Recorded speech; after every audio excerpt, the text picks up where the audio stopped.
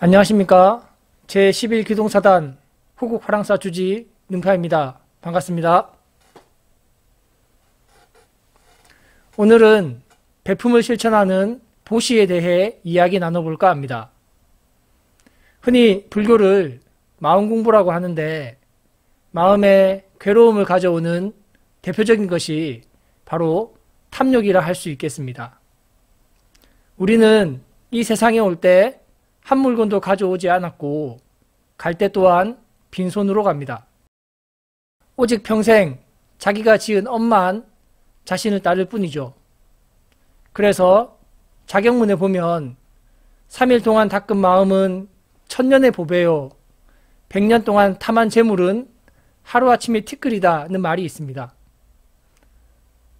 이 탐욕심을 다스리는 데는 남에게 베푸는 보시가 최고의 수행이라고 할 수 있겠습니다.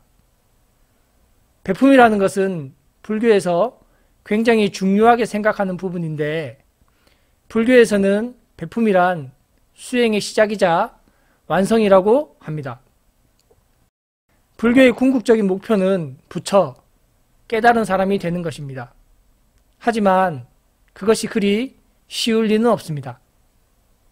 그러나 참 다행스럽게도 불교에는 깨달음에 도달할 수 있는 구체적인 방법을 제시해 놓았습니다. 그중 대표적인 것이 6개의 돌다리를 건너가면 깨달음에 도달할 수 있다는 6바라밀입니다. 부처가 되는 치열한 수행을 불교에서는 바라밀이라 부릅니다. 바라밀에는 보시, 지계, 인욕, 정진, 선정, 지혜의 6가지가 있습니다. 깨달은 사람이 되는 6가지 방법, 6바라밀은 그 성격상 크게 2가지로 나뉠 수 있습니다. 하나는 자신과 관련된 것, 다른 하나는 타인과 관련된 것입니다.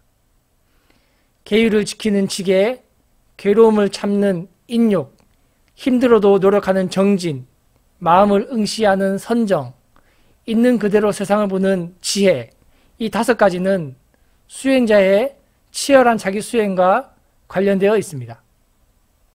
반면 타인에게 물질적인 것이나 비물질적인 것을 나누어 주는 보시는 타인에 대한 적극적인 행위라 할 수 있겠습니다.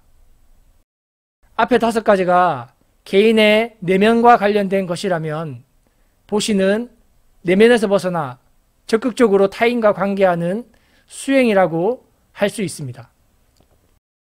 평범한 사람들에게도 부처, 깨달은 사람이 되는 너무나 쉬운 길이 있었던 것입니다.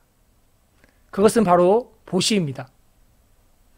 자신이 가진 것을 나누어 주는 것은 출가자가 아니더라도 누구나 충분히 할 수 있기 때문입니다. 사실 보시를 제외한 나머지는 출가자가 아닌 사람들에게는 무척 힘든 일입니다. 사회생활을 하면서 계율을 오롯이 지키고 무조건 참기만 하기란 힘든 일입니다. 또한 생업을 이어나가야 하므로 수행을 위한 정진과 선정, 그리고 지혜를 닦기란 참 쉽지가 않습니다. 흥미로운 것은 이 6가지 바라밀 중 첫 번째 오는 것이 보시라는 점입니다. 가장 중요하다는 뜻이겠죠. 보시를 해보면 알겠지만 그것이 생각처럼 쉽지가 않다는 것을 알게 됩니다. 생면부지 남에게 혹은 미워하는 사람에게 나의 소중한 것을 나눠주는 행위는 그렇게 단순하지가 않습니다. 보시를 하다 보면 누구나 아깝다는 생각이 들게 마련입니다.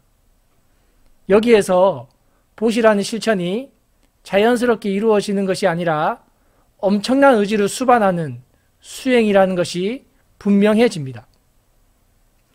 결국 보시를 실천하기 위해 우리는 끈덕지게 우리를 따라다니는 소유의 욕망을 가라앉혀야만 합니다.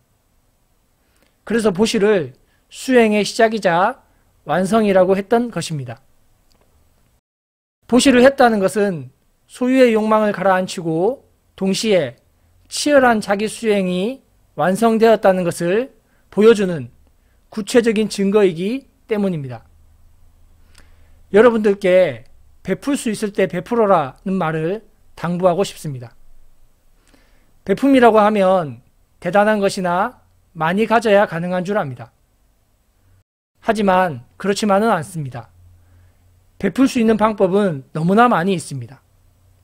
필요한 사람들에게 물건을 나누어주는 제보시, 그리고 어리석은 이에게 진리를 가르쳐주는 법보시, 또한 힘들어하고 걱정하는 이에게 위로의 말을 건네주는 무회시도 있습니다. 가까운 사람들에게 기회가 될 때마다 베풀고 행복한 인연관계를 만들어 가야 합니다. 내가 그 자리에 있기 때문에 사람들이 나를 찾아오는 것을 알아야 합니다. 모든 행위에는 반드시 결과가 따른다라고 합니다. 베품에는 언젠가는 돌고 돌아 이자가 붙어 100배, 1000배로 다시 나에게로 돌아올 것이라고 확신합니다. 한 주간 자기 주변에 많이 베푸는 한 주가 되시기를 바라겠습니다. 감사합니다.